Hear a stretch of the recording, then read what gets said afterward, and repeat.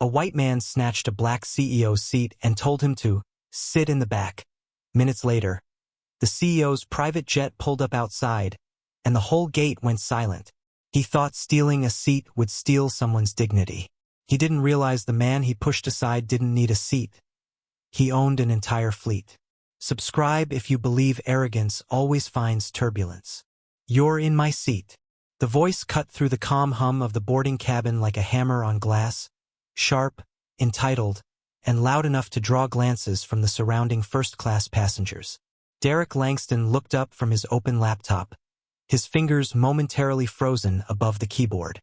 The man standing in the aisle was tall, silver-haired, and wrapped in a bright white suit that shimmered faintly under the overhead lights. A red tie knifed down the center of his chest. His cologne arrived a second before his attitude, heavy and uninvited. "I believe this is 2A, Derek said evenly, his voice calm and unshaken. The man scoffed and immediately extended his phone, the screen angled like a badge of truth. "I paid for 2A. You people always try to upgrade yourselves," he added, loud enough to be heard in both rows behind him. Derek didn't blink. His tone didn't rise. He didn't even look at the phone. Instead, he let the silence stretch. A flight attendant approached, young, sandy-haired, and visibly nervous as he glanced between the two men. The woman at the galley looked over, uncertain if she should intervene. "Sir, may I see your boarding pass?" the attendant asked gently, directing the question toward the man in the white suit. The man didn't move. "Why?" he barked, chest puffing slightly. "Look at me. He clearly doesn't belong here." That line hung in the air like a dropped weight. A subtle shift occurred among the passengers, a raised eyebrow here, a muttered breath there. Someone paused while stowing a carry-on. A man in 3D leaned back ever so slightly to watch. Still seated, Derek slowly reached into the pocket of his suit jacket and pulled out his own boarding pass. The attendant took it, scanned it, then tapped his tablet to confirm. "Mr. Langston has a verified seat," he said carefully. Then turning to the man still looming in the aisle, "Sir, your assigned seat is 4C. The stranger's jaw clenched, nostrils flaring. His face turned a dull red, not from embarrassment, but from something older, something less dignified. "Whatever," he muttered, and without offering so much as a glance of apology, he hauled his leather briefcase into the overhead bin directly above Derek. The bag slammed into place harder than it needed to. Then, to everyone's surprise, he dropped into seat 2B, the empty seat beside Derek, uninvited. Derek's fingers resumed typing, but his eyes had stopped reading the screen. The incident, though brief, had shifted something. Not just in the air, but in the tone of the journey. The man huffed and reclined his seat prematurely, bumping Derek's elbow in the process. "Better get used to tight quarters," he mumbled. Derek closed his laptop, not abruptly, but with quiet finality. His mind wasn't rattled, only recentered. He had known men like this before, men who barked louder the emptier their reasoning was.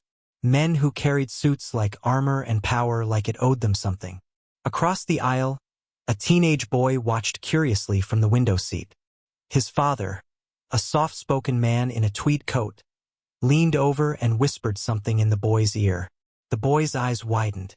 The jet bridge door closed behind the last passenger, and the overhead lights dimmed slightly as the cabin prepared for takeoff.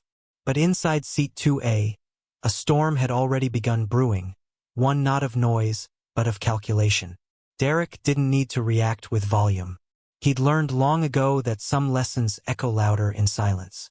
The man in 2B tugged at his seatbelt and muttered again, this time to himself. But Derek caught it. Enjoy it while it lasts. He didn't rise to it. He didn't shift. He didn't blink. Instead, he thought of the deal waiting in Faro Heights, of the assistant tracking his Gulfstream on standby, of the millions in valuation riding on the hours ahead.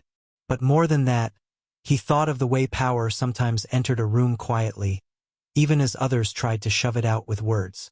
Derek adjusted his cuff slightly, the face of his watch catching the cabin light.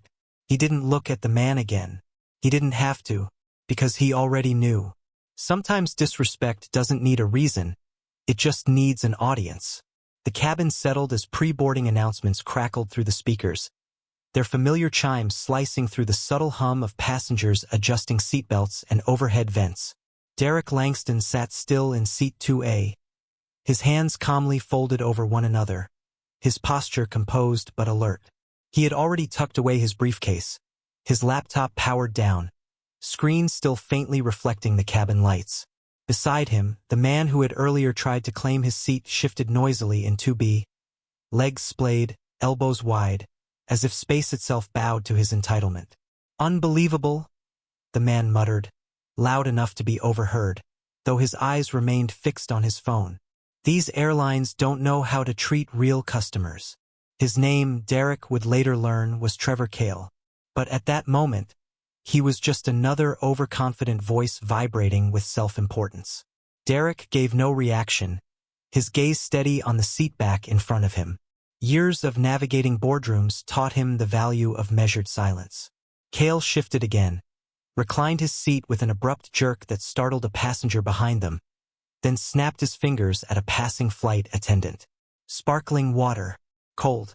Not whatever temperature you people think is acceptable," he barked. The attendant, a young man with a clean uniform and a tight smile, nodded and retreated quickly. Derek's right index finger subtly tapped the side of his smartwatch, initiating the record function. Not out of paranoia but precaution. He had learned long ago that power often reveals itself in moments of supposed anonymity. Across the aisle, a boy, no older than 10, watched him curiously. His father leaned in, whispering just loud enough that Derek caught it. "That's Derek Langston," the man said, his voice carrying reverence. "He built those hybrid turbines, the ones they use in the new solar cruisers." The boy's eyes widened. Cale, of course, overheard. He chuckled, a low, dismissive laugh, and shook his head as if the air itself was foolish. "He probably built them with a YouTube tutorial," he said, voice dripping with mockery. The father quickly looked away, shielding his son from the tension beginning to rise like static between metal rails. Derek shifted slightly but said nothing. Cale turned toward him, leaning in just enough to breach personal space. "Tell you what, boss man," he said, voice oiled with sarcasm. "Since you're clearly wealthy enough to own a little toy company, why don't you take a later flight? Let real people sit up here for once."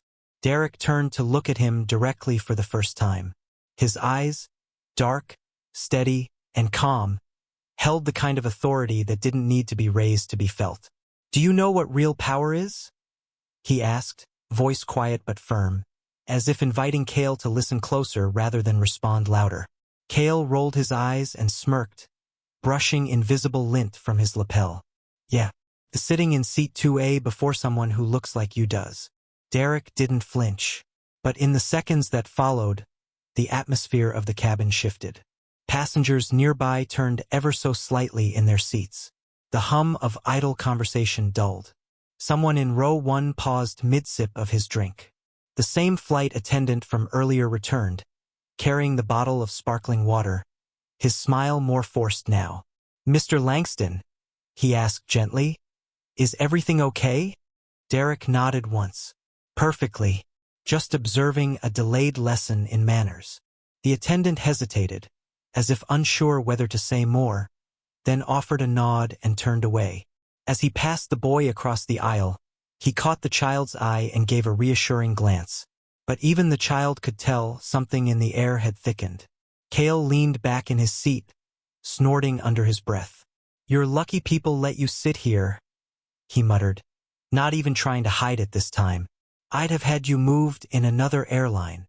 He didn't notice that a passenger 2 rows behind had also started recording.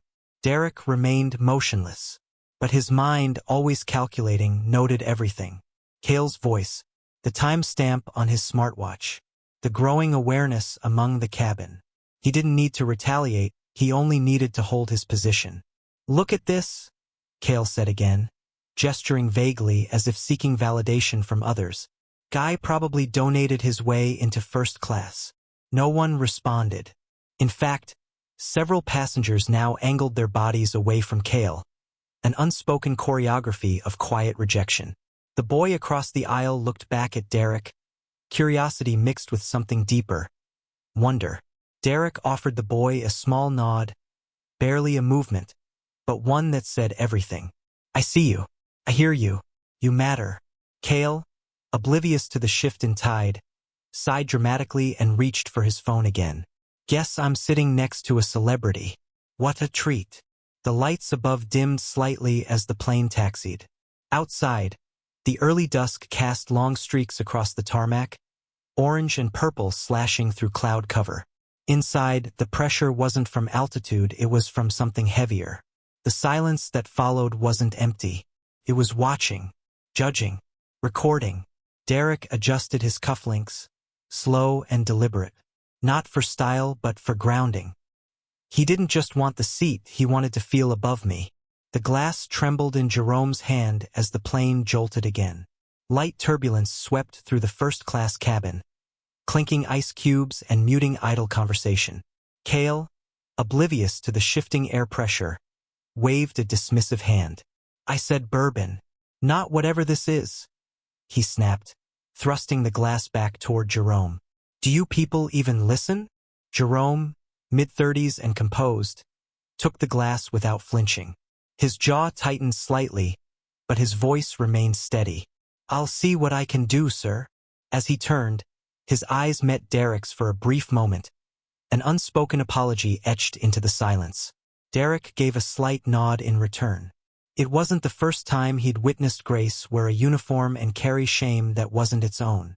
Cale leaned back in his seat with a huff, muttering loudly enough to be heard. Service in first class is getting worse every year. No wonder people fly private. His phone buzzed, and he lazily flipped it over. A message lit up. Cale read it, then chuckled, low and cruel. Bet your company couldn't survive without charity, he said, tossing the words out like a challenge, not aimed at anyone directly, but clearly intended for Derek. Derek didn't blink. Instead, he slowly reached down to the leather case beneath his seat, deliberate in his motion. He pulled out a folded document, neat and pristine, and placed it on the center armrest between them.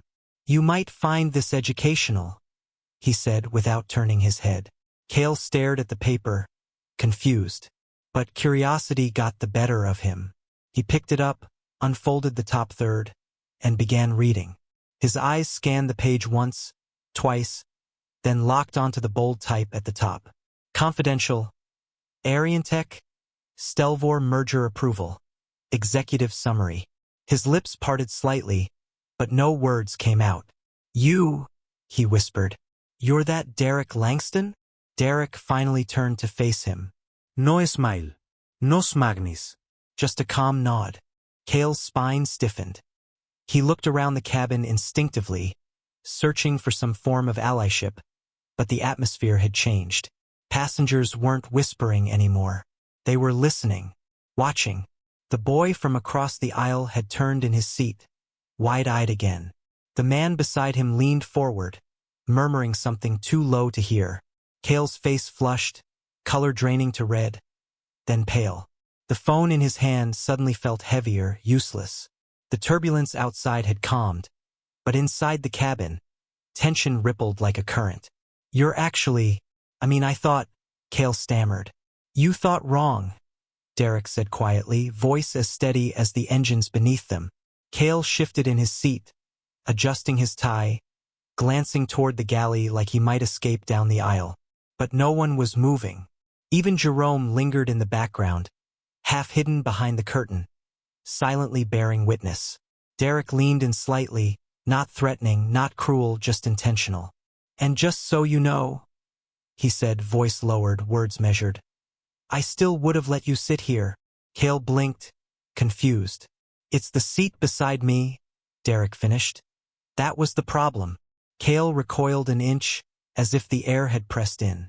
His hand fumbled for his phone, trying to pretend to scroll, but the screen had dimmed to black. He tapped it nervously, but it no longer held his attention, or anyone else's. Across the aisle, the young boy slowly sat upright, no longer hiding behind his father's shoulder. His eyes never left Derek. His mouth moved, forming words only his father could hear. And suddenly, the cabin wasn't just watching a man embarrassed. They were witnessing a power shift unfold in silence. Cale turned toward the window, trying to disappear into the clouds outside. But the reflection in the glass showed him everything he'd tried to deny. He didn't steal my seat, Cale thought, fists clenched beneath the tray table. He exposed his own place. Mr. Langston.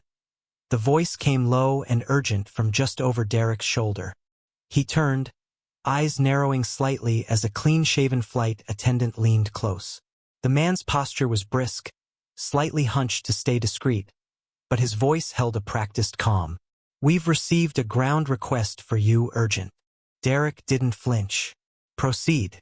The attendant extended a sleek tablet, the screen already active.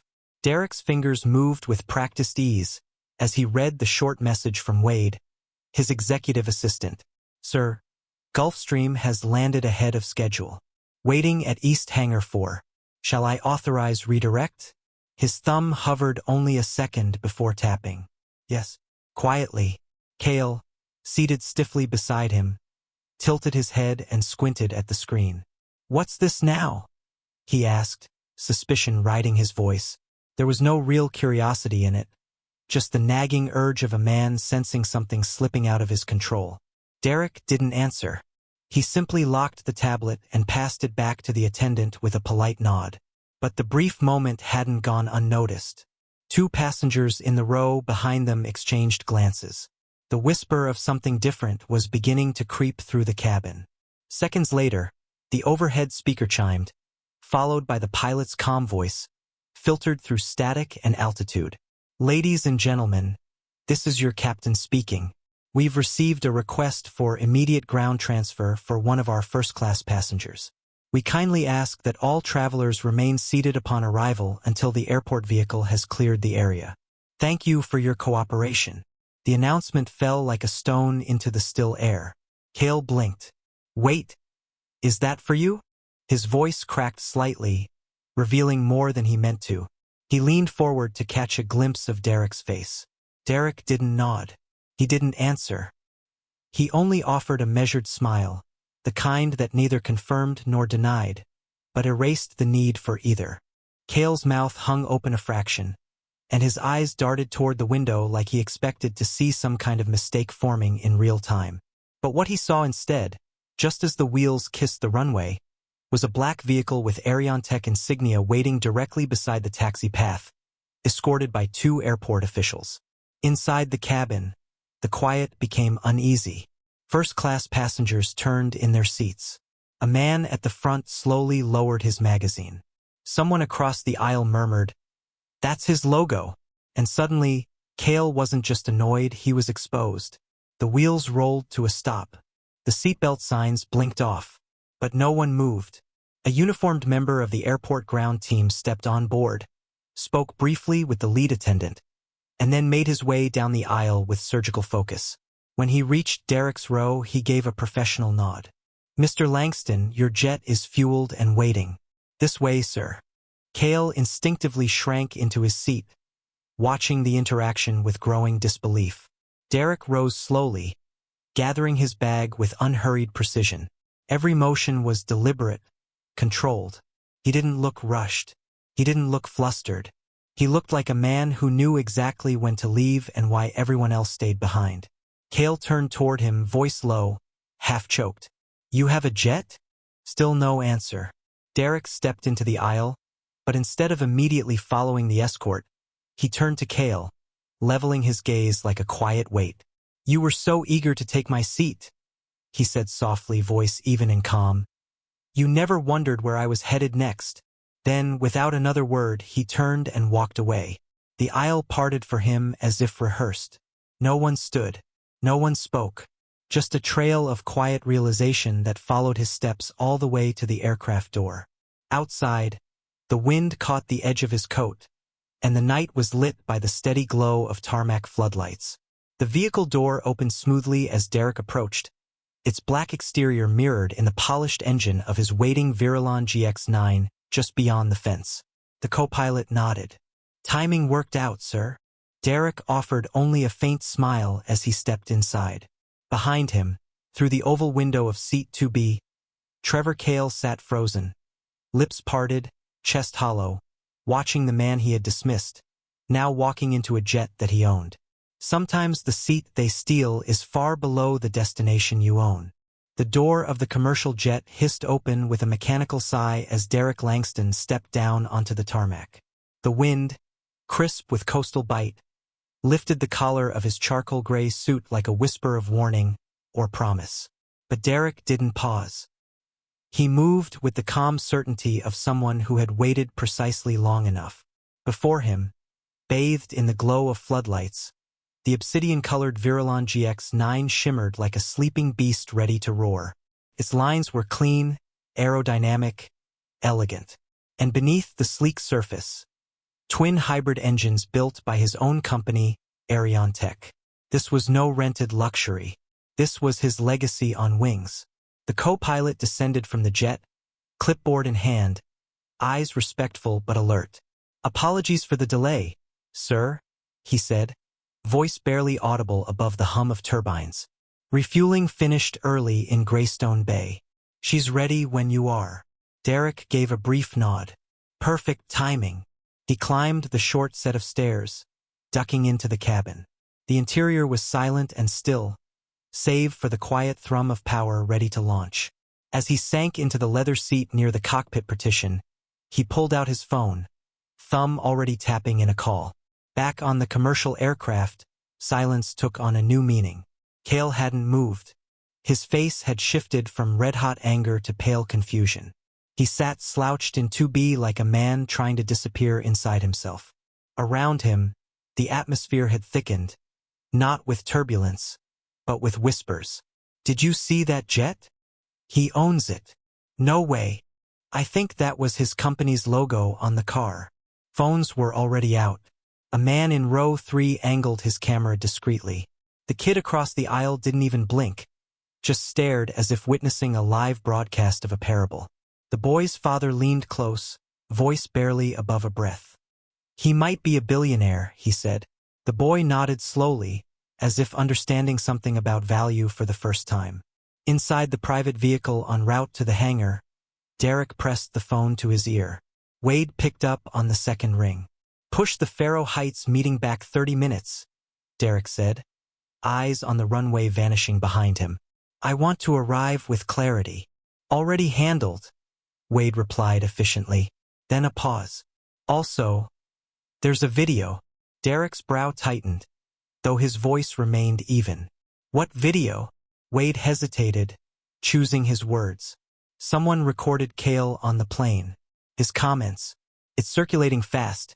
Captioned something like, 'CEO stays calm while insulted in first class.' You're trending." Derek leaned his head back, letting the words settle like a pressure change in the cabin. He didn't need to ask what the clip contained. The truth had a way of leaking even when no one intended it. He sighed once, soft but decisive. "Let it trend," he said. "Just make sure Cale's name stays out, for now." "Understood," Wade replied, but even he sounded uncertain. Because the truth was, Cale's voice had already been captured. It rang loud in the recording, every mocking word, every condescending tone. The camera hadn't just caught a moment. It had caught Cale's reflection without filter or excuse. In the glow of the runway lights, Derek glanced at the dark horizon. There was no victory in this, not in the usual sense. No triumph in humiliating a man too blind to see past his own pride. But there was clarity, the kind of clarity that doesn't come from retaliation, but from restraint. Behind the sealed doors of the commercial jet, Cale stared at the empty seat beside him, the one he had fought for as if it were a throne. But thrones mean nothing when the crown belongs elsewhere. As Derek's jet prepared for takeoff, the runway lights blurred behind them like falling stars. Sometimes silence is the most permanent witness. The tablet in Derek's hand dimmed to black as he tapped it shut, letting the quiet hum of the jet cabin settle around him. But his mind remained far from the glowing leather seats or the polished walnut table at his side. The altitude didn't match his mood. It was lower, heavier, sharpened by what he'd just witnessed back on that flight. He wasn't replaying the insults Cale had thrown. He was reviewing something more valuable: exposure. Derek reached across the table and opened his laptop. The secure Ariontech dashboard sprang to life, his fingers already typing. He searched, Trevor Cale. A few seconds later, a corporate profile loaded. It showed a confident man in his mid-50s, arms crossed in front of a sleek glass building, his title stamped boldly below. Senior Director of Systems Procurement, Veltrix Holdings. Derek blinked once, then leaned back, the realization pressing in. Trevor Cale wasn't just a rude stranger on a flight. He was a decision-maker.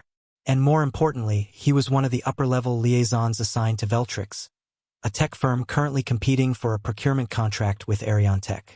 The very contract Derek had been evaluating over the past 2 weeks. His expression didn't change, but his fingers resumed moving. He opened a secure chat with his assistant. Derek, pull full background on Veltrix Holdings. Include ethics history. Flag all correspondence involving Cale. The reply came seconds later. Wade, on it. Also, incident already circulating. Derek didn't respond to that yet. His eyes lingered on Cale's profile photo. The irony felt almost surgical. Cale, of all people, should have known who he was sitting next to. Not because Derek wanted recognition, but because, in the world of contracts and innovation, ignorance came with a price tag. Across the jet, the co-pilot peeked in. Everything smooth, sir? Derek nodded absently. Just turbulence from the ground. Back in the terminal of Crestline Regional Airport, Cale stepped onto the concourse like a man walking into sudden winter. The temperature hadn't changed, but the air around him felt denser, charged. Gate agents whispered. A security officer glanced twice. Even a janitor paused mid-sweep. He didn't know it yet, but the storm had landed long before the jet wheels had. Cale pulled out his phone. It buzzed immediately. 5 missed calls, 17 texts, dozens of notifications. One group chat was blinking. Executive Club internal. He tapped it. The first message hit him in the chest. Tony D. Trevor. Is this you in this video? Below it was a thumbnail. He clicked it. The footage opened with Derek seated calmly in 2A. Cale's own voice echoed through the clip. Too loud, too smug. You people always try to upgrade yourselves. Another line clearer now. Let real people sit up here. The video paused at the moment Derek rose without a word, calmly gathering his bag as a black vehicle waited on the tarmac. Cale's throat tightened. His own voice had become evidence. His own posture, mockery. And the internet had already decided the verdict. He turned slowly in the terminal, suddenly aware that he was being watched. Not by security. Not by fans. By strangers with opinions forming like weather fronts, cold, fast, and irreversible. One younger man held up his phone and whispered something to another. Cale turned and walked faster toward the exit, heart pounding. Back in the jet, Wade's voice came through the satellite phone. We just got the full Veltrix portfolio. 3 minor ethics flags in the last 6 years, mostly ignored. But Cale's name appears on 2 of them. Derek didn't react outwardly. Flag the file. Full report to legal. I want options by morning. Wade continued, voice measured. Also, sir, the video. It's exploding. Cross-platform traction, global shares. Trending as, man mocks black CEO. Doesn't know he owns a jet. Derek closed his laptop and leaned back. His face stayed composed, but his eyes hardened. Not in anger, in resolve. He knew what this meant, not for his reputation, which could handle the storm, but for the choices ahead. Cale had unknowingly turned a moment of quiet insult into a litmus test for leadership. Derek didn't have to push. The world had seen everything. And more importantly, so had Cale. Wade spoke again, quieter now. Should we issue a response? A statement? Derek shook his head slowly, as if speaking to the air. Not yet. Let the wind carry the truth first.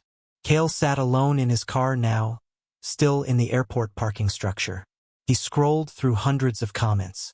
Some mocking, others furious, a few even sympathetic, but none blind. His voice in the video was undeniable. His words didn't just insult, they defined him. He pressed his forehead to the steering wheel, eyes shut tight. In that moment, he realized the danger hadn't come from being caught. It had come from being seen. It wasn't just the world that saw him, it was his own reflection in public. The moment Derek Langston's polished shoes touched the tarmac of Faro Heights Executive Terminal, his phone vibrated again. Another alert. The video had just crossed 2.1 million views. He didn't pause to open it. A sleek black sedan, already idling, awaited him a few steps away. The driver opened the door with a silent nod. Inside, Derek sat upright, one leg crossed neatly over the other, his mind already transitioning from the flight to the boardroom. At the towering glass structure of Stelvor Industries, he was expected. The receptionist greeted him with a deferential tone, and within minutes, he was in the elevator, ascending toward one of the most critical meetings of the fiscal year.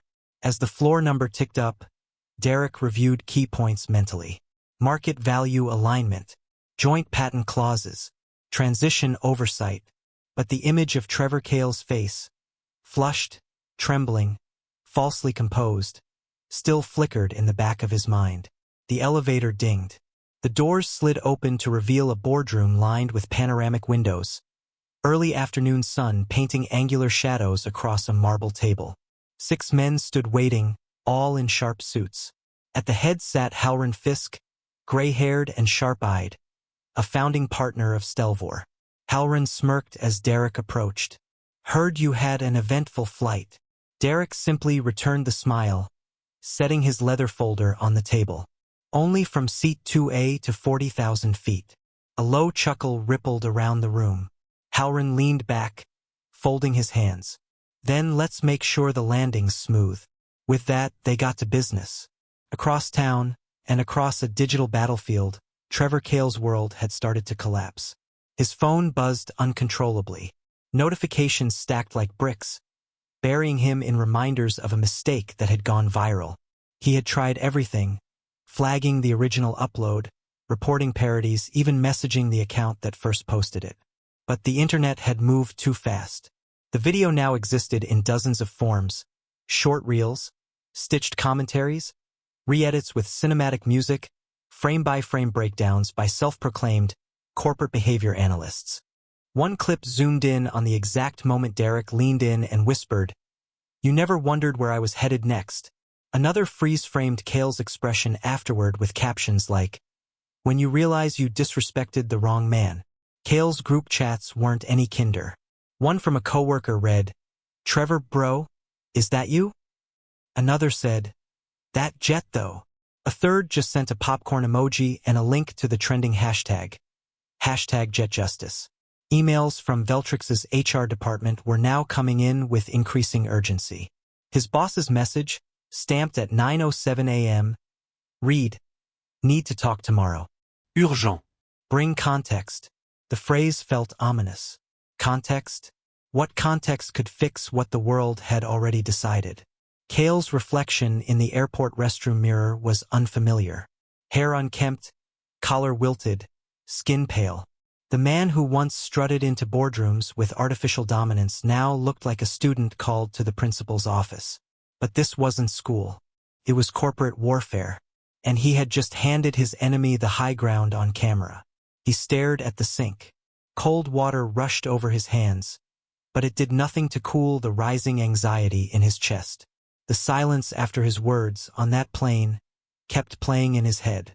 Not the silence of being ignored, but the silence that followed a verdict. That eerie stillness after a gavel drops, when you realize it was your own hand that lowered it. Meanwhile, across from Stelvor's executive wing, Derek finished outlining Ariontech's integration plan. His voice never rose. His cadence never faltered. He didn't mention the flight. Not once. But even in that boardroom, the ripple of it was felt. One junior advisor whispered to another when Derek stepped out for a break, "Did you see the video?" The other nodded, eyes wide. Power move of the year.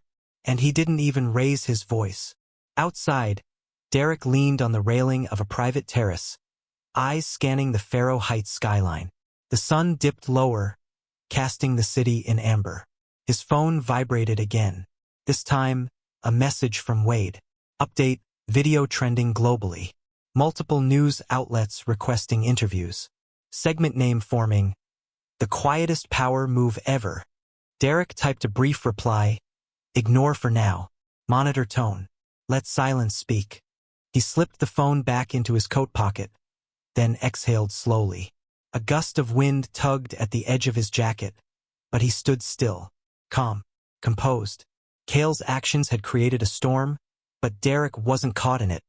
He had simply risen above, and far away, in a dimly lit apartment, Cale sat hunched over his laptop, watching the freeze frame of himself on the flight screen, his mouth half open, his hand mid-gesture. Derek walking away. The comments scrolled endlessly beneath it. Bro really tried it. You can't fake class. You either have it or you don't. That's what quiet dignity looks like. Cale's hand trembled as he reached for his charger. But his phone buzzed again before he could plug it in. Another message. From someone he hadn't heard from in years. Is that you in the plane video? He closed the lid of the laptop. The room felt too quiet now. The kind of silence that didn't comfort, it accused. Not loud, not cruel, but unrelenting. The echo of Derek's final glance, measured, wordless, complete, played one last time in Cale's mind before sleep would avoid him for yet another night. He hadn't just lost his seat, he'd lost his place in the story. He smirked, sat down, and told the black CO to try economy. As the cabin went silent. If you believe true power doesn't need to argue, hit subscribe now. Because dignity flies higher than ego ever could.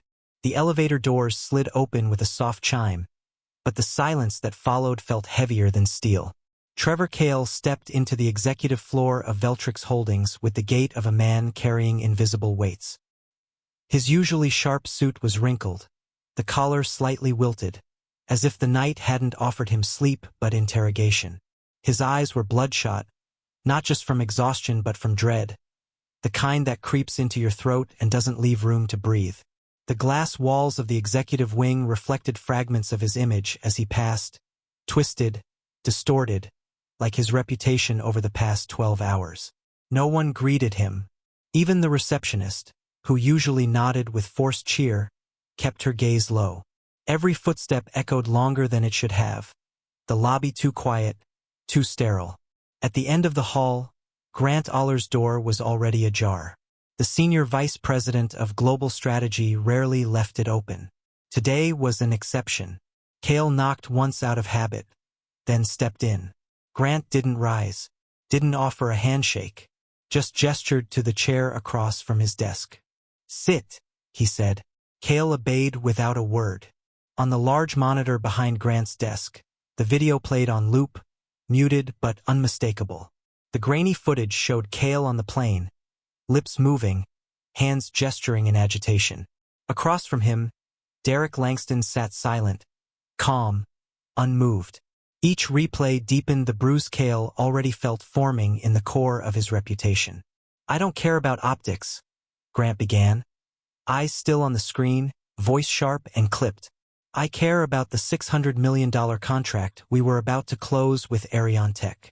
Cale swallowed hard, his voice cracking as he tried to interject. I didn't know who he was. That's the problem, Grant snapped, finally turning to face him. His glare was sharp enough to cut through the glass table between them. You judged before knowing.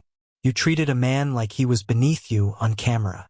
You embarrassed this company before a global client. Cale's hands curled into fists in his lap. His voice lowered to a desperate hush. Can we apologize? Issue a statement?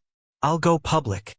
Grant exhaled through his nose and sat back, fingers steepled. He hasn't said a word publicly. Not a single quote. Not a single post. And yet, he pointed to the screen where the video had shifted to a reaction clip, an influencer breaking down the incident frame by frame. Every word you said is replaying worldwide. The silence stretched long enough for Cale to hear the faint ticking of Grant's desk clock. Each second felt like a verdict. People are calling it a case study in how not to act in corporate leadership, Grant continued. You weren't just rude. You made your ego our liability. Cale's face twitched. His world, once composed of strategy sessions, cocktail fundraisers, and handshakes with senators, was cracking. What do you want me to do? He asked. Tell me what to fix. Grant rose from his chair. The decision had already been made. Effective immediately, you're on leave. HR will reach out to finalize the details. Cale stood, shoulders slumped. He didn't even retaliate. Grant walked around the desk, stopping just inches from Cale. His tone softened, but only slightly. He didn't have to. He tilted his head, eyes narrowing with finality. You proved everything by yourself. Cale didn't respond. He turned, walked out of the office, and passed through the same sterile hallway. Only now, every pane of glass felt like a mirror. Reflections of the man he thought he was warping. As he stepped into the lobby, 2 junior associates passed him. One whispered to the other, unaware or uncaring that he could still hear. That's the guy from the plane. Cale didn't look back. Sometimes, consequences arrive quietly, but they land harder than any jet. The office door clicked shut behind Wade as he stepped into Derek Langston's executive suite, the soft sound barely rising over the hush of the floor-to-ceiling windows behind the CEO. Outside, the skyline of Arkenton buzzed faintly in the distance, blurred by the double-glazed glass and tinted light. Wade's face was composed, but his grip on the folder in his hand was tight, professional, yes, but not without weight. He walked across the matte black floor and laid the folder gently on Derek's desk. Final update on Veltrix, he said, his voice measured but direct. They've placed Trevor Cale on indefinite leave. The board's calling for a full reevaluation of their proposal. Derek didn't look up at first. His fingers rested lightly against the rim of a coffee mug, untouched. For a moment, the silence between them felt stretched thin. Then, slowly, he reached for the folder, opened it, and scanned the contents without flinching. Good, he said finally, his voice even. Not because I wanted revenge, but because I wanted responsibility. He closed the folder and set it aside with a quiet finality. Wade hesitated, then added, Also, your silence made it louder. Everyone's talking about how you didn't say anything, and still made the point. Derek turned his head toward the skyline, eyes narrowing just slightly, as though focusing past the glass and into memory. I didn't have to say anything, he murmured. He said it all for me. The 2 men stood in a shared stillness. Wade didn't press further, but his presence didn't move either. The tension hadn't vanished. It had shifted. Gone were the sparks of confrontation. What remained was the low hum of consequence settling into place. Derek turned back to his desk and tapped a key on his digital console. Where are we on the alternative vendor? He asked. Wade's lips curved, just faintly. Vailron Systems is ready. Their ethics score is higher. Technology's stronger. Price came in 15% below Veltrix. He paused, adding with a smirk, and no one from their team tried to lecture you about seat assignments. Derek exhaled through his nose, almost a laugh, but it never fully formed. Let's move forward with Vailron. Quietly, Wade nodded, the sharp professionalism returning to his posture. He turned to leave but stopped halfway. There's one more thing. It came in this afternoon. He reached into his blazer and pulled out a small envelope. No logo, no return address, just plain paper sealed by hand. Wade handed it to Derek like it might carry heat. Derek opened it slowly. Inside was a single white card, thick stock, no ornament. Just 6 words in neat, unshaking handwriting. I was wrong. I'm sorry. TK. For a long moment he said nothing, just looked at the note. The desk lamp caught the curves of the ink, and in that light, the humility was almost visible. But Derek didn't frown. He didn't smile either. He folded the card neatly, placed it back into the envelope, and slid it into the top drawer of his desk. No label, no note to follow up, just silence. Wade said nothing. He simply watched the drawer close. Then Derek spoke, voice low, composed. Some lessons don't need to be returned, just remembered. The cameras were already rolling when Derek Langston took his seat in the soundproof studio of the Novaline Leadership Summit. The room was cloaked in soft gray panels and engineered silence, broken only by the distant hum of tech equipment. Lights glowed gently from the ceiling, casting a warm focus on the sleek glass table between Derek and his interviewer. Across from him sat Malcolm Wren, a sharp-featured man in his early 40s with a reputation for coaxing truth from titans. He leaned forward, resting his hands calmly over his tablet, eyes locked on Derek. "Mr. Langston," Malcolm began, his voice level but direct. "That flight video, everyone's seen it by now. Millions of views. You were insulted, recorded, and practically went viral overnight. What I think the world really wants to know is, why didn't you respond?" The studio hung silent for a breath. Derek folded his hands. "No fidetin. Just presence." His voice, when it came, was calm but layered with something deeper. Not detachment, clarity. "Because not every insult deserves oxygen," he said. "Some correct themselves when left exposed." Malcolm raised an eyebrow. The phrase intrigued him, but he wasn't about to let it end there. "But don't you think speaking out could have taught a louder lesson? Set a precedent, maybe?" Derek tilted his head slightly, as if measuring the question from different angles before answering. "Sometimes," he replied, "silence teaches the loudest." He leaned in, locking eyes with Malcolm. "There was a boy sitting across the aisle from me. Watched the whole thing. Didn't blink. You know what he saw? That I didn't need to yell to prove anything. That keeping your place, quietly, is sometimes the most powerful answer." Malcolm studied him for a moment. "And you think that moment had more weight because you chose not to speak?" "It wasn't just weight," Derek said, his tone sharpening just enough to demand stillness in the room. "It was permission, for that boy, for anyone watching, to not react just because someone expects you to." The director behind the glass tapped the signal. The production team was already marking the segment clearly. This was going to be one of the summit's highlights. But Derek wasn't performing. There was no script, no dramatic pause for applause, only lived experience, and the calm force that came from knowing he had handled the storm with his hands in his lap.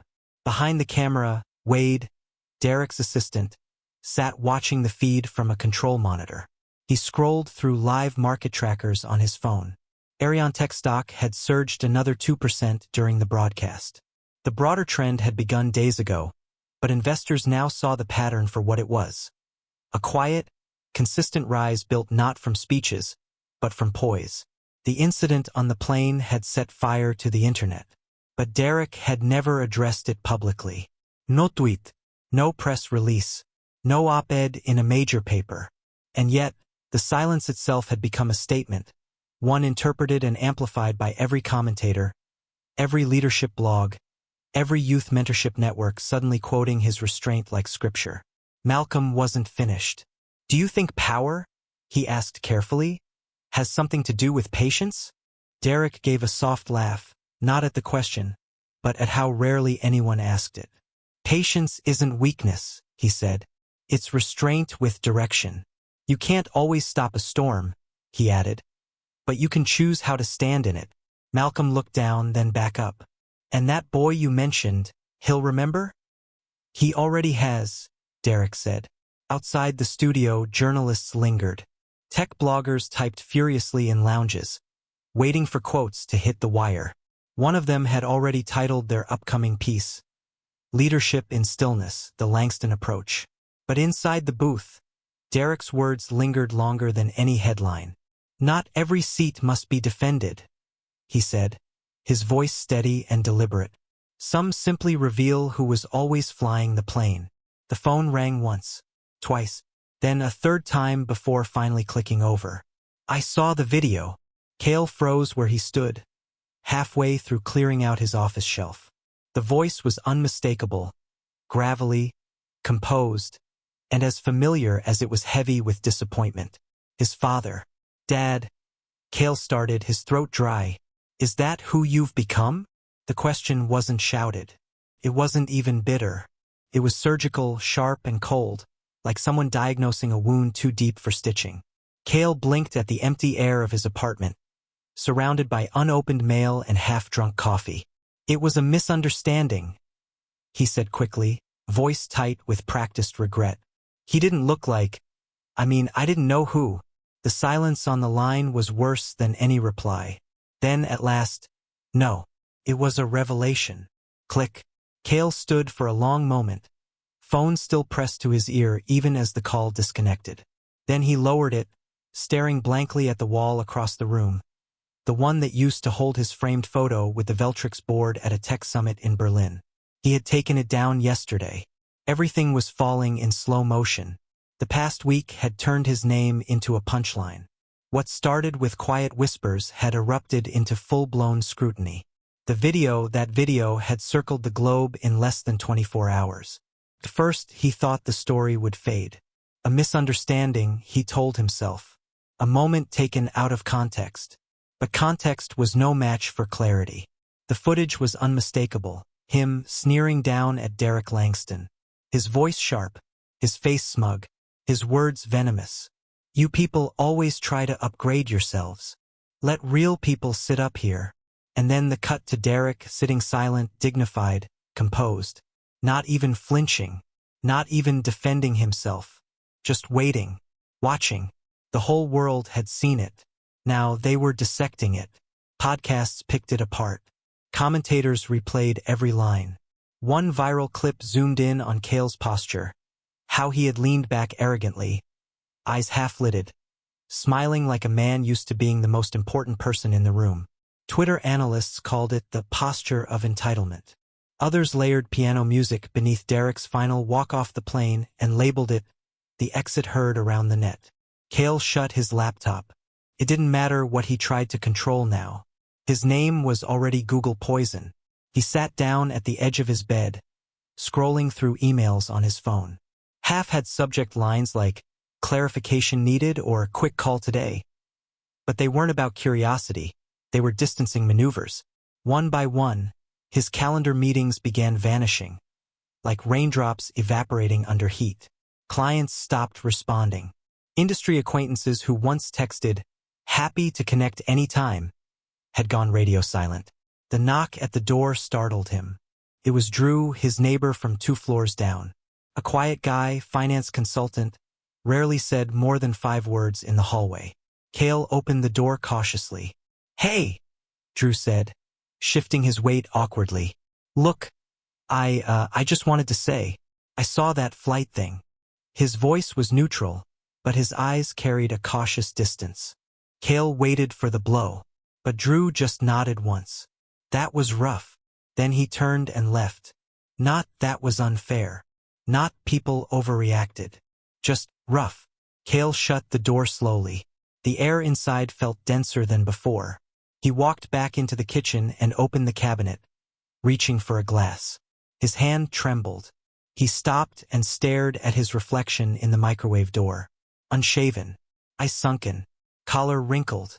He picked up his phone again, typed in Trevor Cale into the search bar. The first autocomplete result? Trevor Cale plane meltdown. Second? Entitled man humiliates himself in first class. Third?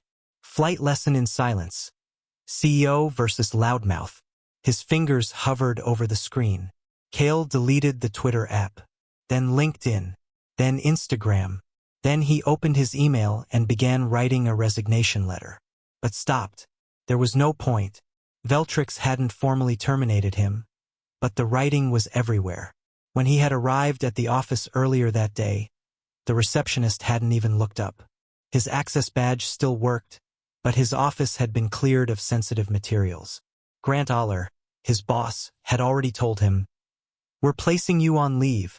HR will coordinate the next steps." Steps toward what? Redemption? Cale had tried applying to smaller companies, hoping his resume would speak louder than the headlines. But even then, replies were slow, hesitant, if they came at all. He looked around his apartment again. The bookshelf still had titles like The Strategic Mind, How to Lead When You're Losing Command Presence. He laughed bitterly.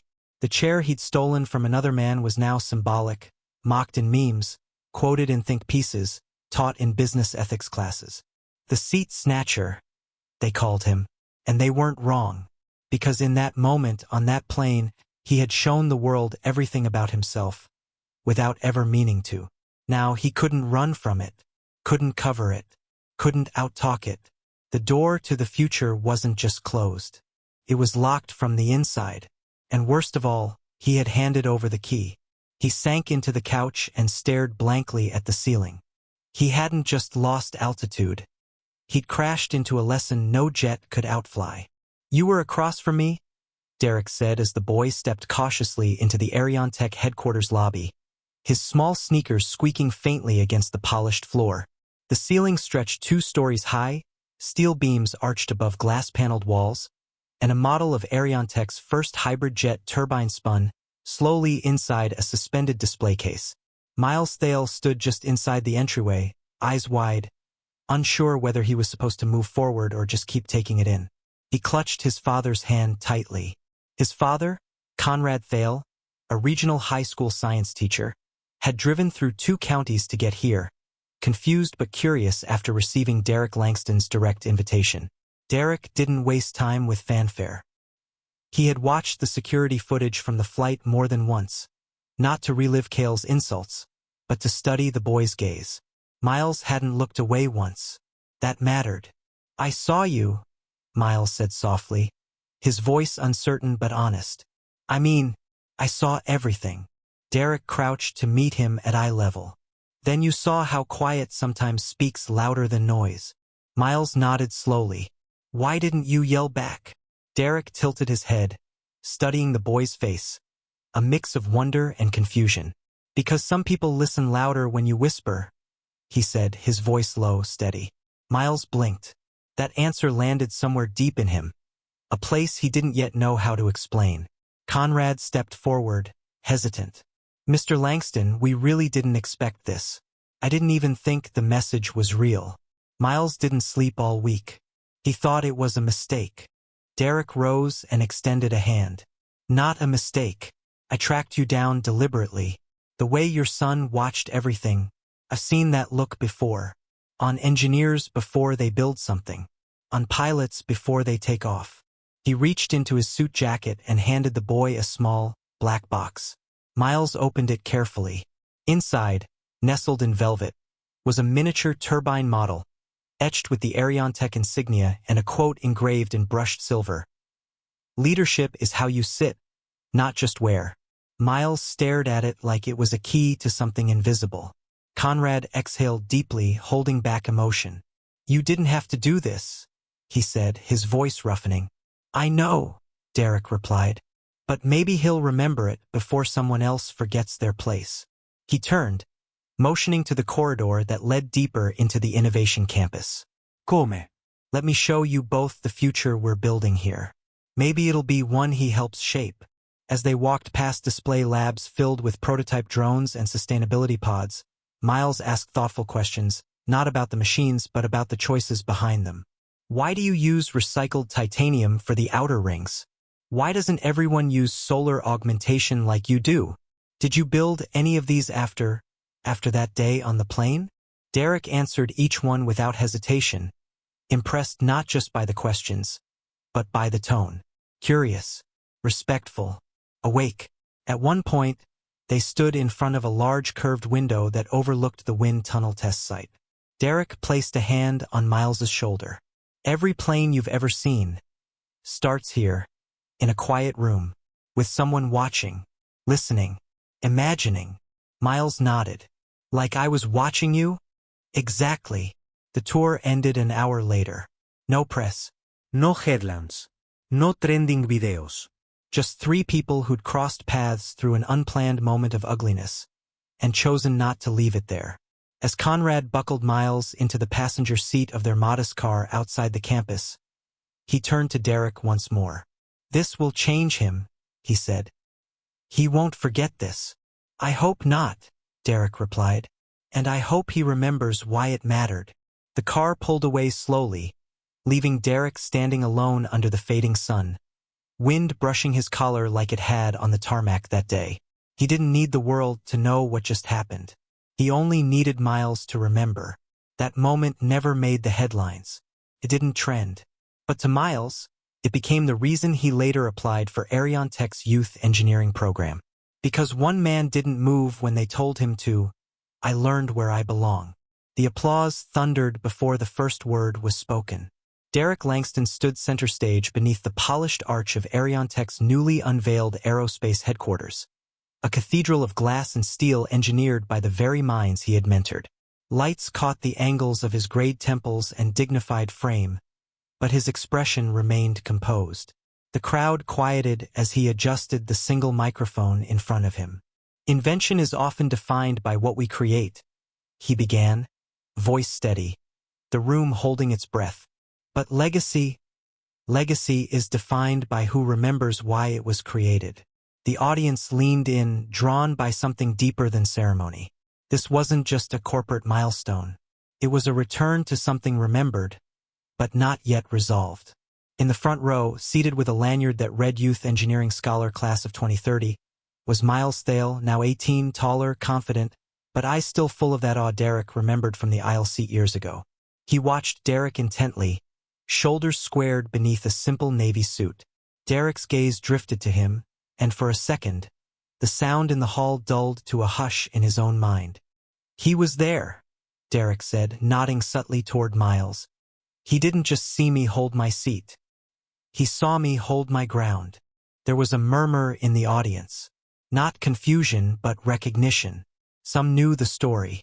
Others had only seen the clip, the flight, the walk-off. But now they saw the outcome in the flesh. Miles, a boy who'd once been a silent witness, now the first of many mentored under a program born from restraint, not revenge. Backstage, engineers, executives, and interns watched from monitors, each one pausing in their tasks. One of them, an intern named Riley, whispered to a colleague, "That's the kid from the story, right?" The other just nodded, eyes on the screen. Across the country, in a modest, quiet tech office dimmed by drawn blinds, another man watched too. Trevor Cale sat at his desk, lit only by the blue hue of his monitor. He wore no tie. His badge read Senior Systems Analyst, Level 2. No titles, no brass plaques, just a name. His coffee had gone cold. He didn't speak as Derek's speech echoed through the livestream feed. Didn't blink much either. Just stared, shoulders still, jaw faintly tense, eyes betraying something he hadn't let himself feel in years. Derek's voice carried on through the screen. We often underestimate the impact of how we sit in a moment, how we carry ourselves when no one claps, when no one agrees. But sometimes, he paused, letting the weight of silence sit with everyone. Sometimes the smallest action in the narrowest space becomes the reason someone else finds their path. The camera panned slowly toward Miles, who lowered his gaze, not out of shame, but out of reverence. In his hand, just visible, was the small turbine model from years ago. The one with the engraving, "Leadership is how you sit, not just where." Derek saw it too. His voice softened, but his eyes sharpened. He didn't just witness a moment. He inherited it. And in doing so, he reminds all of us why we build. Not just machines, but trust, endurance, and dignity. A standing ovation rose like a tide. But Derek didn't react immediately. He simply turned back toward Miles, stepped down from the podium, and shook his hand in front of everyone. The cameras caught it. The symbolism. The generational handoff. And in that silent tech office, Cale finally leaned back in his chair. He didn't sigh. He didn't shift. He just nodded, slowly, as if the version of himself from years ago had finally caught up. He whispered aloud to no one, voice quiet but certain. The seat I took wasn't the one I needed. It was the one that showed me who I wasn't. Back on stage, Derek returned to the microphone one last time. The room had settled again. Sometimes, the seat they try to steal only reminds the world who it truly belongs to. He stole a seat and froze when a private jet rolled up to the window with the CEO's name on it. If you believe respect is earned, not taken, subscribe now. Because justice always arrives on schedule. Disclaimer: the story you just watched is fictional. It highlights racism, entitlement, and the eye-opening consequences of judging others by appearance. Its purpose is to raise awareness, inspire empathy, and encourage conversations about equality, accountability, and the respect every person deserves.